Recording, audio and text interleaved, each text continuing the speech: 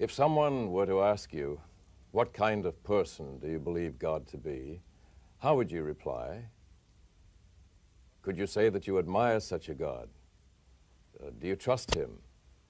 Could you say that you like him?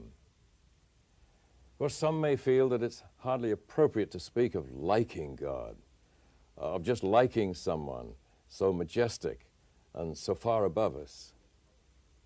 But it seems to me there are many who say how much they love God, but they don't seem to be looking forward to meeting him, and they don't seem very excited about spending eternity with such a God. In other words, they don't really like him. It seems very important to me to decide, to discover whether or not one really likes one's God. I remember flying on the plane not long ago over the Atlantic when the cabin suddenly began to fill with smoke. It was right after the cocktail hour, when normally the conversation picks up quite a bit. But it suddenly became quiet, and a wave of fear swept through the plane. There was a tall physician standing near me in the aisle, a psychiatrist, in fact. And he leaned over and urgently inquired, I heard you talking about God to the lady in the seat ahead of you. What kind of person do you believe God to be? He seemed to be rather worried that if things didn't improve on the plane, he might be coming face to face with God at any moment.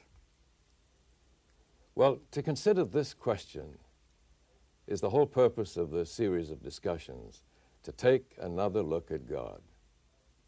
And I've invited Dr. Jonathan Gallagher to join me in these discussions, particularly to ask the questions people are raising about God these days.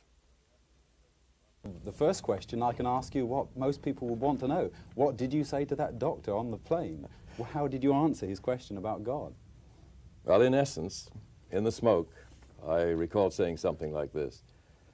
I believe that God is an infinitely powerful, but equally gracious person who values nothing higher than the freedom and the dignity and the individuality of his intelligent creatures, that their love, their trust, their willingness to listen and obey may be freely given.